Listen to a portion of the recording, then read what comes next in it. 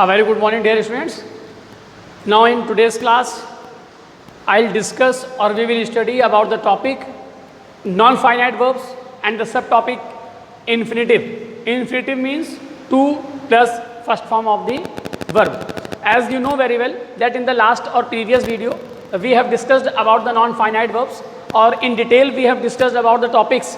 And in non-finite verbs there are three topics: infinitive, gerund and participle. Now we are going to discuss about infinitive in detail, in how many kinds or in how many parts we can divide infinitive and how can we use the sentences in infinitive topic. सभी छात्रों से ये अनुरोध है कि video को ज़्यादा से ज़्यादा समझें और कोई भी क्वेश्चन जिसमें आप कहीं डाउटफुल हैं उसकी आप हमारे व्हाट्सएप नंबर पे क्वेरीज कर सकते हैं, क्वेश्चनिंग कर सकते हैं, अपने डाउट्स को वहाँ पर क्वेश्चन करके क्लियर कर सकते हैं. हम लोग आज जो पढ़ने जा रहे हैं आज की क्लास में, वो पढ़ने जा रहे हैं इन्फिनिटिव के बारे में. और इन्फिनिटिव जैसा कि आपको पता है, टू प्लस वर्ब की फर्स्ट फॉर्म का जो एक कॉम्बिनेशन होता है वो इन्फिनिटिव कहलाता है. दूसरी चीज़ ये कि इससे पहले हम लोगों ने नॉन फाइनाइट वर्ब का इन्फिनिटिव, क्योंकि एक सब टॉपिक है, लेकिन नॉन फाइनाइट वर्ब को हम लोगों ने स्टार्टिंग में इससे पहले एक जो प्रीवियस क्लास थी हम लोगों की, उसमें हम लोगों ने पढ़ा था नॉन फाइनाइट वर्ब क्या था. नॉन फाइनाइट वर्ब जैसा कि हमने पढ़ा था कि इन्फिनिटिव होता है, नॉन फाइनाइट वर्ब जीरंड होता है और नॉन फाइनाइट वर्ब पार्टिसिपल होता है. आज हम लोग नॉन फाइनाइट वर्ब के ये जो तीन टॉपिक थे इसमें से सिर्फ एक टॉपिक पे डिस्कस करेंगे और उस एक टॉपिक का नाम है इन्फिनिटिव. इन्फिनिटिव के क्या यूज़ हैं, उसको हम कैसे यूज़ कर सकते हैं, किस प्रकार से उसको बांटा जा सकता है, इन्फिनिटिव के कितने सब टॉपिक्स हो सकते हैं और इन्फिनिटिव के सेंटेंसेस को कैसे लिखा जा सकता है, ये सारी चीज़ें आज हम यहाँ पर पढ़ेंगे. सबसे पहला, इन्फिनिटिव जो है वो सब्जेक्ट टू अ वर्ब का काम करता है. सब्जेक्ट टू अ वर्ब का मीन्स क्या है, देखिए.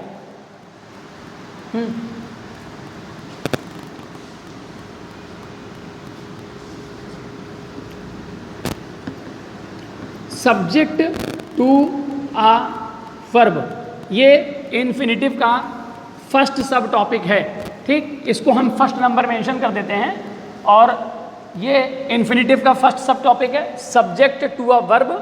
और सब्जेक्ट टू अ वर्ब का मीन्स ये है कि जब इन्फिनिटिव यानी टू प्लस वर्ब की फर्स्ट फॉर्म किसी भी सेंटेंस में वर्ब का सब्जेक्ट होता है, यानी वर्ब के सब्जेक्ट की तरह काम करता है, उस वर्ब के लिए वो एज अ सब्जेक्टिव केस होता है. जैसे हमने यहाँ पर एक सेंटेंस लिखा एग्जाम्पल के तौर पे, to sleep in a day is harmful.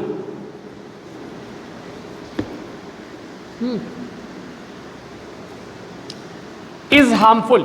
To sleep in a day is harmful, यानी दिन में सोना हानिकारक है.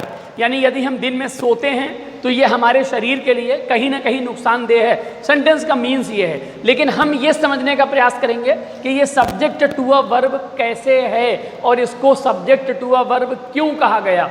इस सेंटेंस में हमारी जो हेल्पिंग वर्ब है जिसको हम इज कहते हैं यहाँ पर, और ये लिंकिंग वर्ब का काम कर रही है. Because of is there in sentence no other main verb in this sentence. इस सेंटेंस में कोई दूसरी मेन वर्ब नहीं है, इसलिए इज लिंकिंग वर्ब है जो खुद मेन वर्ब की तरह काम करती है यहाँ पर, क्योंकि दूसरी मेन वर्ब मौजूद नहीं है. इस सेंटेंस में इज हार्मफुल, नुकसानदेह है. क्या नुकसानदेह है? Just here raise a question, is harmful, what is harmful, क्या नुकसानदेह है. तो इस इज का आंसर जो हमको मिलेगा वो मिलेगा टू स्लीप, सोना. और कब सोना? इन अ डे, दिन में. तो ये जो टू स्लीप हमें आंसर मिला है इज का, क्योंकि ये इज के लिए लिखा गया है, यानी इज की मीन्स को कंप्लीट करने के लिए लिखा गया है, और क्योंकि ये सब्जेक्टिव पोजीशन पर है. सब्जेक्टिव पोजीशन का मीन्स क्या होता है? जब वर्ब से पहले किसी चीज़ को लिखा जाता है वो सब्जेक्ट होता है. सेंटेंस में जो हमारे असर्टिव सेंटेंस होते हैं, assertive sentence always starts or begins with the subject, and we can divide assertive sentence in two kinds of sentences, affirmative and negative. This is a affirmative और positive sentence. तो to sleep in a day is harmful, ये आपको समझ में आ गया जहाँ तक मुझे लगता है। अगर कोई डाउट्स है तो आप वो क्वेश्चन अपना पर्सनल नंबर व्हाट्सएप पे आकर मुझसे पूछ सकते हैं कि सर ये चीज़ नहीं समझ में आई, इसको फिर से क्लियर करिए। ठीक, नेक्स्ट हम पढ़ने जा रहे हैं ऑब्जेक्ट टू अ वर्ब, यानी किसी भी ऑब्जेक्ट टू अ वर्ब, किसी भी वर्ब का ऑब्जेक्ट। जैसे यहाँ वर्ब का सब्जेक्ट था, क्योंकि वर्ब की मीन्स को पूरा करने का काम कर रहा है। अब किसी भी वर्ब का ऑब्जेक्ट होगा, क्योंकि उसकी पोजीशन क्या होगी, ऑब्जेक्टिव होगी, यानी वो वर्ब के बाद रखा होगा। लेकिन क्योंकि वो वर्ब की मीन्स को पूरा कर रहा होगा, इसलिए वो ऑब्जेक्ट टू अ वर्ब होगा। अब इसका एग्जाम्पल देखते हैं हम लोग एक ऑब्जेक्ट टू अ वर्ब का। She likes to dance, full stop. She likes to dance, वह डांस करना पसंद करती है। यहां पर what she likes, it means we just raise here a question और put up a question what she likes, यानी हमको इस लाइक्स के लिए एक आंसर चाहिए है। और लाइक्स क्या है, वर्ब है। और इस लाइक्स का आंसर क्या है, वो पसंद क्या करती है, आंसर मिला डांस पसंद करती है, यानी उसको नृत्य करना पसंद है। तो ऐसी कंडीशन पे, क्योंकि यहाँ पर लाइक्स का ऑब्जेक्ट ये इसलिए है क्योंकि इसकी पोजीशन लाइक्स के बाद है, और हमेशा वर्ब के बाद जो होता है वो ऑब्जेक्ट होता है, वर्ब के पहले होता है सब्जेक्ट होता है। क्लियर हो गया होगा मुझको लगता है आपको। नेक्स्ट हम लोग पढ़ते हैं कॉम्प्लीमेंट टू अ वर्ब। अब देखिए, किसी भी सेंटेंस में कॉम्प्लीमेंट और ऑब्जेक्ट टू अ वर्ब, इन दोनों में फर्क क्या होगा, ये समझना बहुत ज़रूरी है आपको कि कॉम्प्लीमेंट टू अ वर्ब और ऑब्जेक्ट टू अ वर्ब में फ़र्क क्या होगा। इसीलिए मैं ऑब्जेक्ट टू अ वर्ब वाला जो पार्ट है इसको अभी रफ नहीं कर रहा हूं, क्योंकि दोनों चीज़ें अभी आपको complement to a verb, point number 3, complement to a verb, किसी भी वर्ब का कॉम्प्लीमेंट हो सकता है। तो देखिए, कॉम्प्लीमेंट की जो एग्जैक्ट हिंदी मीनिंग है उसका मीन्स होता है पूरक। पूरक का मीन्स होता है किसी सेंटेंस के अर्थ को पूरा करने के लिए हम कुछ विशेष शब्दों को उनके साथ जोड़ देते हैं, उनकी मीनिंग को कंप्लीट करने के लिए, उनको एक कंप्लीट सेंस देने के लिए कुछ हम आगे शब्दों को लिखते हैं, वो एक मीनिंगफुल वर्ड्स होते हैं, उनको हम कॉम्प्लीमेंट कहते हैं। लेकिन वर्ब का कॉम्प्लीमेंट होगा, आइए इसको समझने का प्रयास करते हैं। और कॉम्प्लीमेंट टू अ वर्ब का जो हमारा एग्जाम्पल है वो है my Dzire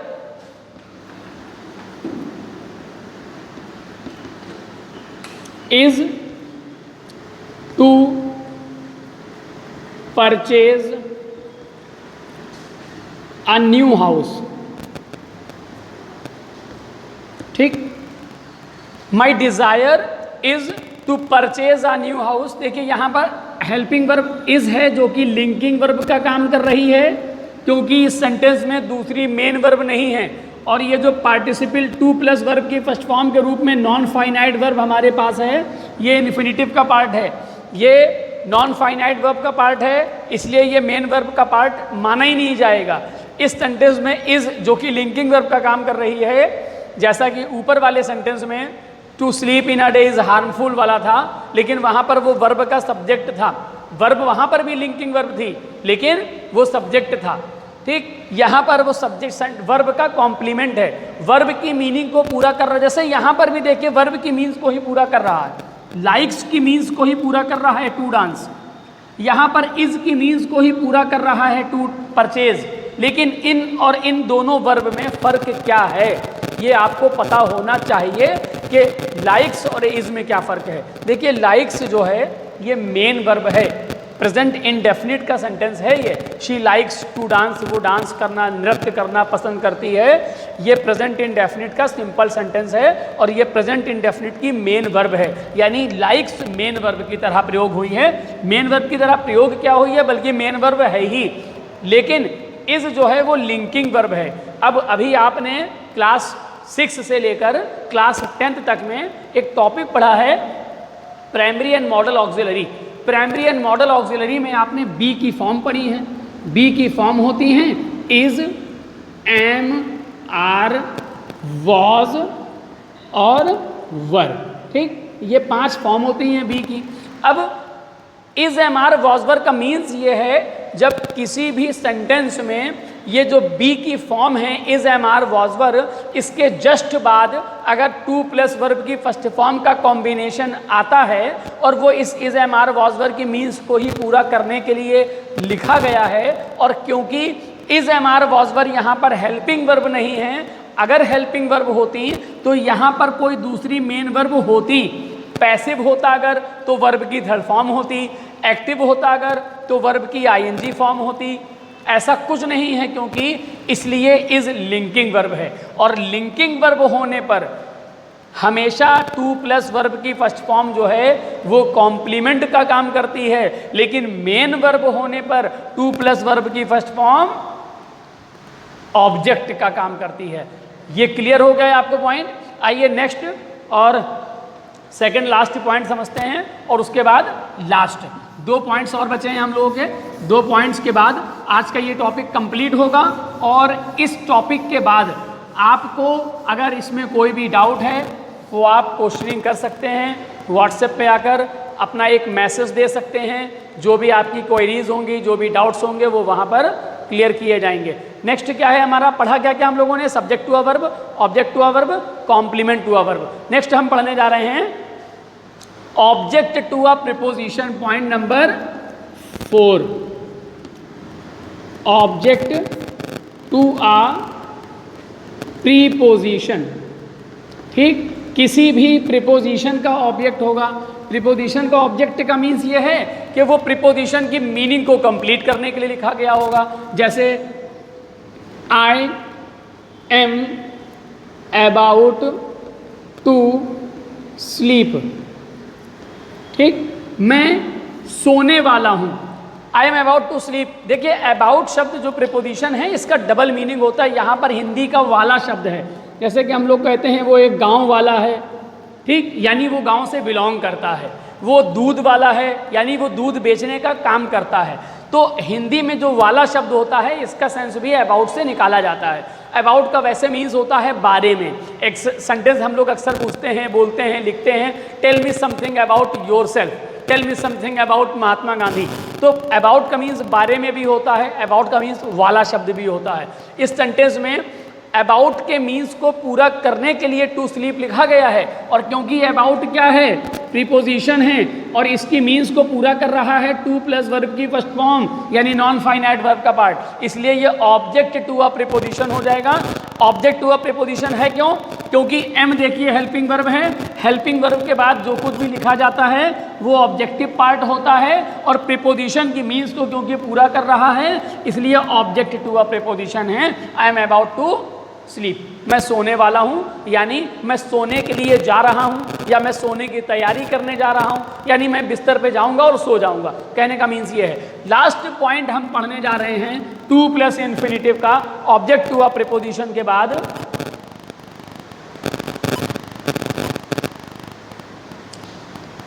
case in apposition. Case in apposition.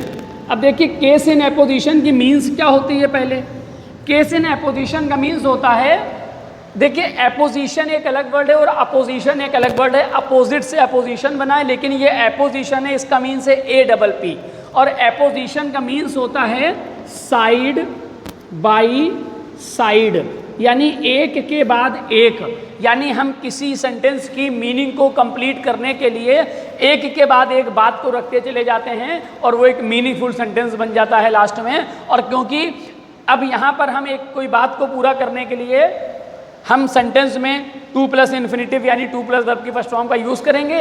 अब क्योंकि इस सेंटेंस में ऑब्जेक्ट का वर्ब नहीं होगा वो, ठीक, यानी वर्ब का ऑब्जेक्ट नहीं होगा, प्रीपोजिशन का भी ऑब्जेक्ट नहीं होगा, वर्ब का कॉम्प्लीमेंट भी नहीं होगा, सब्जेक्ट भी नहीं होगा किसी वर्ब का, क्योंकि ये चारों चीज़ों में से वो कुछ भी नहीं होगा, इसलिए वो केस इन एपोजिशन होगा। और उसकी पोजीशन क्या होगी?